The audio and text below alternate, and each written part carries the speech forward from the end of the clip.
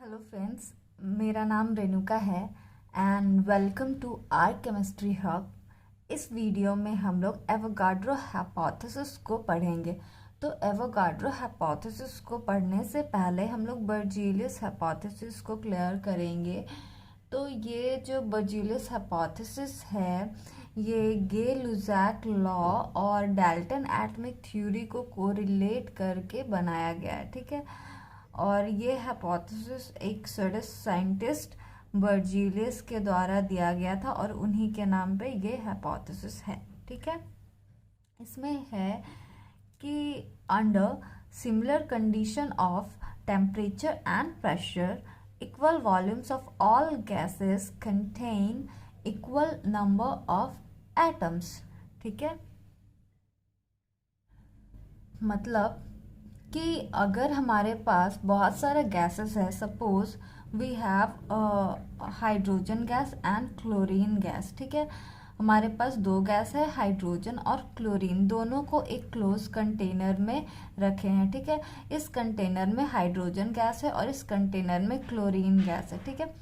दोनों का टेम्परेचर और प्रेशर सेम है, ठीक है। सपोज कि अगर इसका टेम्परेचर 298 केल्विन है तो इसका भी टेम्परेचर 298 केल्विन है। अगर इसका प्रेशर 1 atm है तो इसका भी प्रेशर 1 atm है, ठीक है।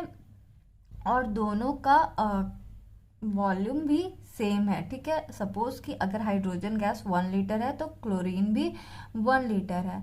तो बर्जीलियस हाइपोथेसिस के अकॉर्डिंग जब भी दो या दो से ज़्यादा कोई गैस है और उसका टेम्परेचर, प्रेशर और वॉल्यूम सेम है, तो दोनों गैसेस में जो नंबर ऑफ एटम्स होगा वो भी सेम होगा।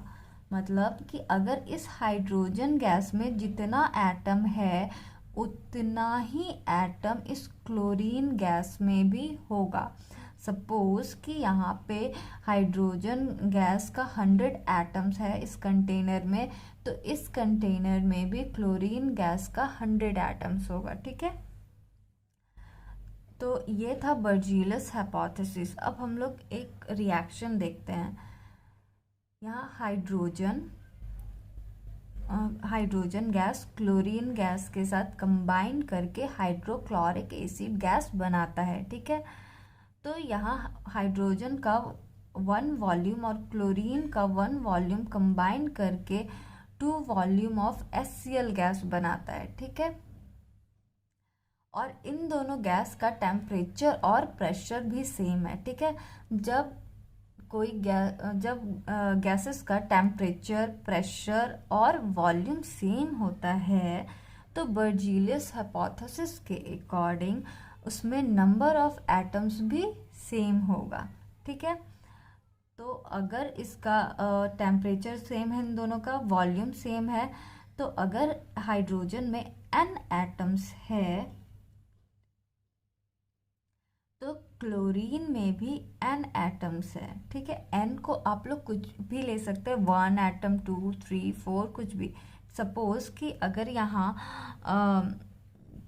100 एटम है तो यहाँ भी 100 एटम ही होगा, ठीक है।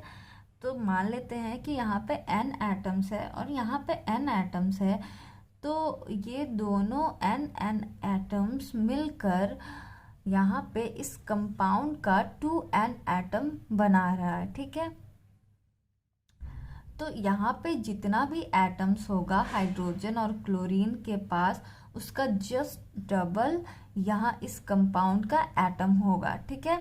तो अगर हमको वन कंपाउंड, इस कंपाउंड के एक एटम का निकालना है कि ये वन कंपाउंड एटम कितने क्लोरीन और कितने हाइड्रोजन के एटम से बना है, तो अगर हम लोग इसको 1 लेते हैं, ठीक है, तो इधर जितना भी होगा एटम वो जस्ट इसके हाफ होगा, ठीक है।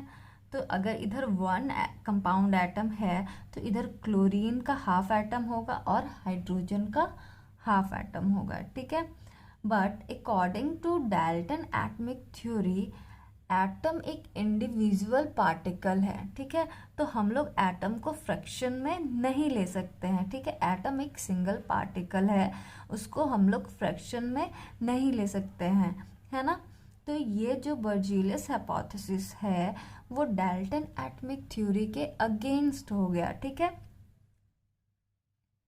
और ये जो बर्जीलियस हाइपोथेसिस है या एवोगाड्रो हाइपोथेसिस है, ये दोनों लॉज गैसियस स्टेट में जो सब्सटेंस है उसके लिए होता है, ठीक है। कोई अगर सब्सटेंस लिक्विड स्टेट या सॉलिड स्टेट में है तो उनके लिए ये लॉज एप्लीकेबल नहीं है, ठीक है। जो गैसियस स्टेट में है सब्सटेंस उसके लिए ही एवोगाड्रो हाइपोथेसिस और बर्जीलियस हाइपोथेसिस एप्लीकेबल है। तो ये जो बर्जीलियस हाइपोथेसिस और डाल्टन एटॉमिक थ्योरी का जो प्रॉब्लम था, Berzelius hypothesis Dalton atomic theory के अगेंस्ट हो रहा था। तो ये जो प्रॉब्लम है ये एवोगाड्रो एक साइंटिस्ट है उनके द्वारा सॉल्व किया गया, ठीक है। तो इसके लिए एक नया हाइपोथेसिस आया जिसको हम लोग कहते हैं एवोगाड्रो हाइपोथेसिस, ठीक है। तो एवोगाड्रो के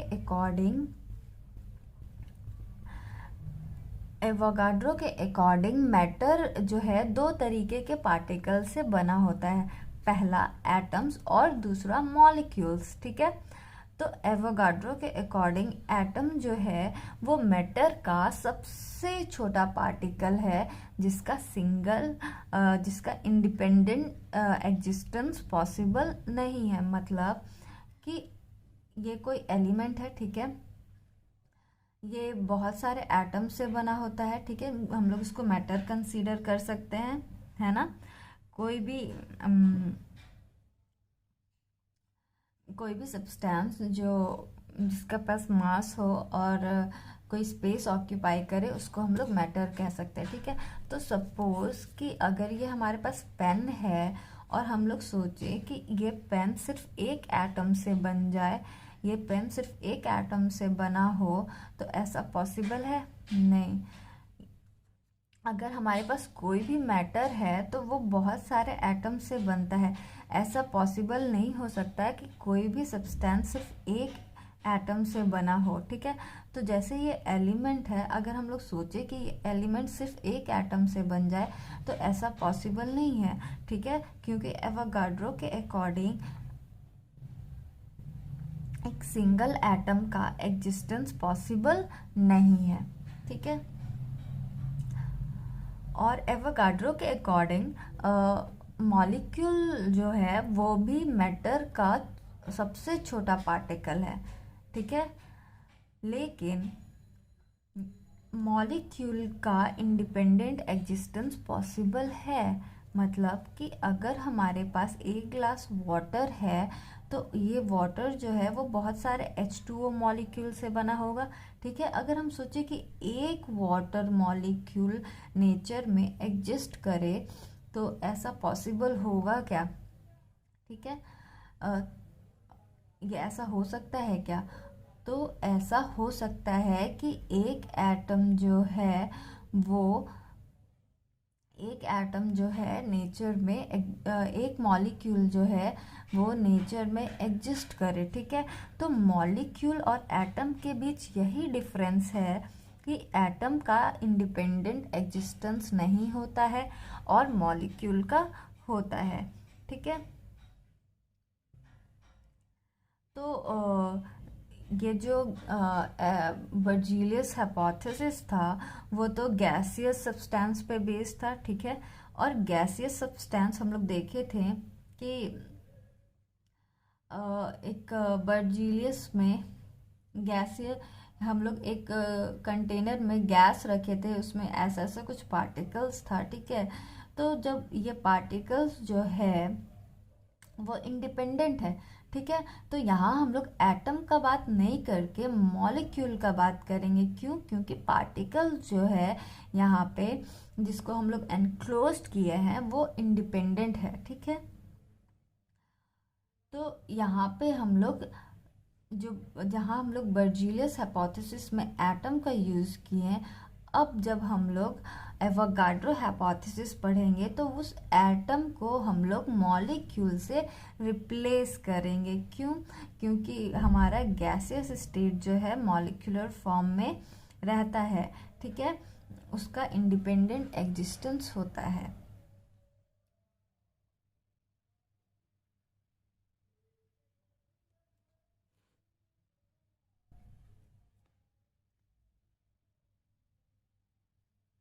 तो अब हम लोग बर्जी एवोगाड्रो हाइपोथेसिस को पढ़ते हैं। तो एवोगाड्रो हाइपोथेसिस में है, it is stated as under similar condition of temperature and pressure equal volume of all gases contain equal number of molecules. ठीक है, मतलब कि अगर हमारे पास बहुत सारे डिफरेंट गैसेस हैं, सपोज जैसे हम लोग बर्जीलियस हाइपोथेसिस में लिए थे हाइड्रोजन और क्लोरीन, यहाँ भी हम लोग हाइड्रोजन और क्लोरीन ही लेते हैं। ठीक है, ये एक इनक्लोज्ड कंटेनर में है। ठीक है, तो अगर इसका टेम्परेचर प्रेशर सेम है और वॉल्यूम भी सेम है, ठीक है, सपोज कि अगर टेम्परेचर 298 केल्विन है तो इन दोनों का टेम्परेचर 298 केल्विन होगा। अगर प्रेशर 1 atm है तो दोनों का प्रेशर 1 atm होगा। ठीक है, और दोनों का वॉल्यूम भी सेम होगा, 1 लीटर 1 लीटर। ठीक है, तो जब टेम्परेचर प्रेशर सब सेम होगा, वॉल्यूम भी सेम होगा, तो इसमें जितना नंबर ऑफ मॉलिक्यूल होगा हाइड्रोजन गैस में, उतना ही नंबर ऑफ मॉलिक्यूल्स इस क्लोरीन गैस के कंटेनर में भी होगा। सपोज कि अगर इसमें 100 नंबर ऑफ मॉलिक्यूल्स है तो इसमें भी मॉलिक्यूल 100 ही होगा। ठीक है, तो यहाँ पे एवोगाड्रो हाइपोथेसिस में हम लोग एटम वर्ड यूज़ ना करके मॉलिक्यूल वर्ड यूज़ करते हैं। क्यों? क्योंकि हम लोग यहाँ पे गैसियस सब्सटेंस यूज़ कर रहे हैं, गैस यूज़ कर रहे हैं। ठीक है, तो अगर हाइड्रोजन गैसियस फॉर्म में है तो वो H2 के फॉर्म में रहता है। अगर ऑक्सीजन भी गैसियस फॉर्म में है तो वो O2 के फॉर्म में, नाइट्रोजन भी N2 के फॉर्म में। ठीक है, मतलब कि अगर ये गैसेस फॉर्म में है तो इसके पास उसका हाइड्रोजन का 2 एटम होगा। ऑक्सीजन अगर गैसेस फॉर्म में है तो ऑक्सीजन का 2 एटम होगा। नाइट्रोजन भी अगर गैसेस फॉर्म में है तो नाइट्रोजन के पास उसका 2 एटम होगा। ठीक है, तो जब एक ही एलिमेंट का 2 एटम हो, ठीक है, साथ में, तो उसको हम लोग मॉलिक्यूल कहते हैं। ठीक है, तो यहाँ पे हम लोग एटम वर्ड यूज़ ना करके मॉलिक्यूल वर्ड यूज़ करते हैं।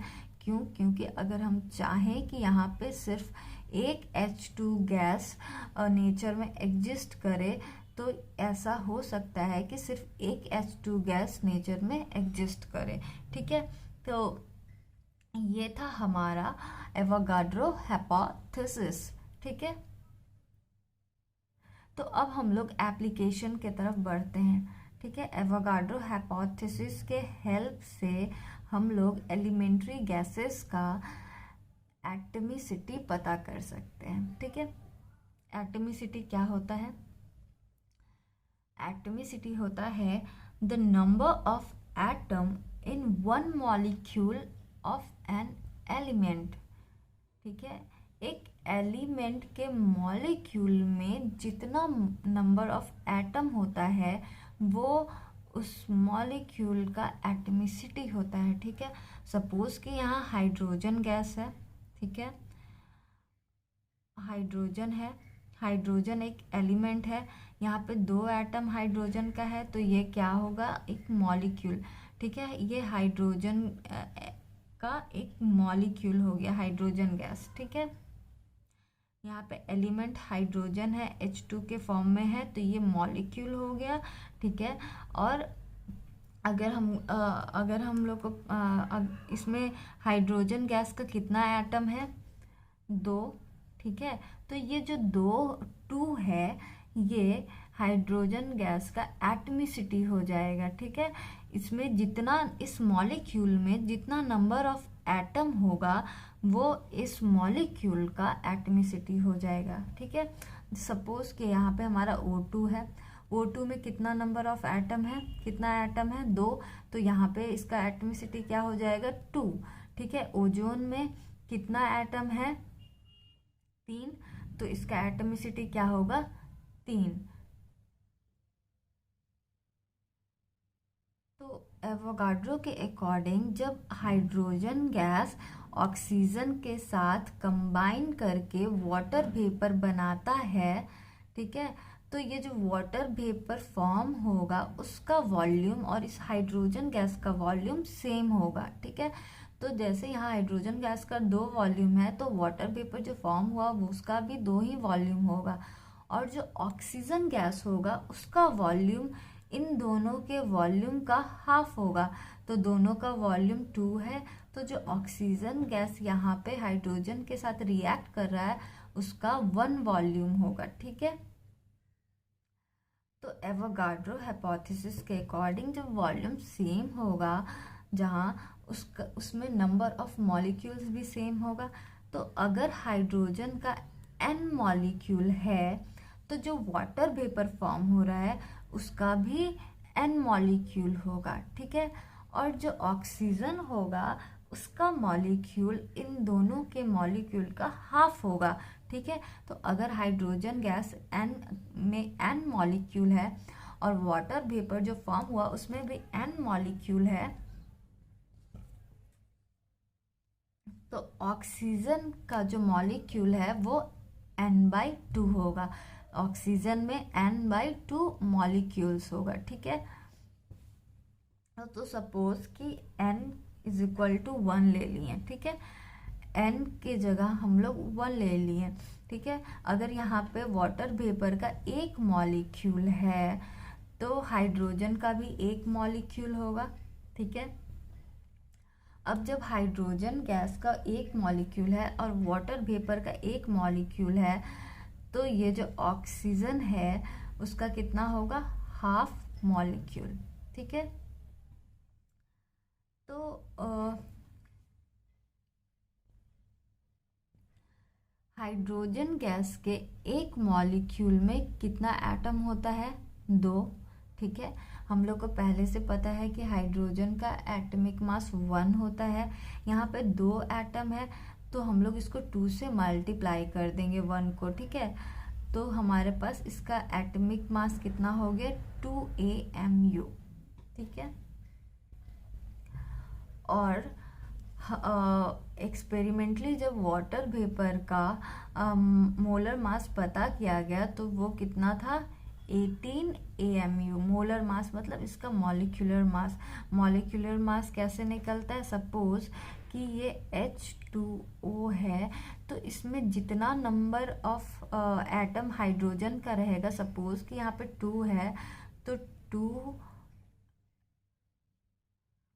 इंटू ये हाइड्रोजन का जो भी एटॉमिक मास होगा उससे इसका ये जितना एटम है हाइड्रोजन का उसको मल्टीप्लाई कर देंगे, प्लस ऑक्सीजन का कितना एटम है, 1, और ऑक्सीजन का एटॉमिक मास कितना होता है, 16, तो 1 से 16 को मल्टीप्लाई कर दिए तो यहाँ कितना आया, टोटल 18। ठीक है, तो ये जो 18 है इसको हम लोग मॉलिक्यूलर मास या मोलर मास कहते हैं। ठीक है, ठीक है, तो वाटर वेपर का यहाँ जो एक्सपेरिमेंटली मॉलिक्यूलर मास पता किया गया तो वो था 18 AMU। ठीक है, तो अब यहाँ से ऑक्सीजन का मास पता करना है। ठीक है, तो ऑक्सीजन का मास पता करने के लिए क्या करेंगे, वाटर वेपर के मास से हम लोग हाइड्रोजन के मास को माइनस कर देंगे। ठीक है, वाटर वेपर का मॉलिक्यूलर मास कितना है, 18। ठीक है, तो 18 में हम लोग क्या माइनस करेंगे, हाइड्रोजन का मास। ठीक है, हाइड्रोजन का कितना हो गया एटॉमिक मास, 2, तो 18 में से जब 2 माइनस किए तो कितना आया, 16। ठीक है, और ये पहले प्रूफ हो चुका था कि ऑक्सीजन के एक एटम का मास 16 होता है। ठीक है, तो ऑक्सीजन के एक एटम का मास 16 होता है और यहाँ पे जो ऑक्सीजन है उसका मास 16 आया, ठीक है। तो इसका मतलब कि हाफ मॉलिक्यूल जब oxygen, half molecule of oxygen में एक एटम होगा, ठीक है। यहाँ पे जो ऑक्सीजन का हाफ मॉलिक्यूल है इसमें ऑक्सीजन का सिर्फ एक एटम रहेगा, ठीक है, एक एटम। और अगर यहाँ पे हाफ की जगह हम लोग 1 मॉलिक्यूल लेंगे, ठीक है, तो हाइड्रोजन ऑक्सीजन का 2 एटम हो जाएगा। लेकिन यहाँ हाफ मॉलिक्यूल ऑक्सीजन का मास आ रहा है हमारा 16, ठीक है। और 16 जो है एक ऑक्सीजन के एक एटम का मास है, ठीक है। तो यहाँ पे ऑक्सीजन का सिर्फ एक एटम यूज हो रहा है, ठीक। तो इसके हेल्प से हम लोग को ऑक्सीजन का एटमिसिटी पता चल गया कि एटमिसिटी ऑफ ऑक्सीजन कितना है यहाँ पे 1। क्यों? क्योंकि यहाँ पे ऑक्सीजन का एक एटम यूज हो रहा है, ठीक है। तो इस तरह से हम लोग एवोगाड्रो हाइपोथेसिस के हेल्प से हम लोग एलिमेंट्री गैसेस का एटमिसिटी डिटरमाइन कर सकते हैं, ठीक है। तो that's all for today. Thank you for watching this video.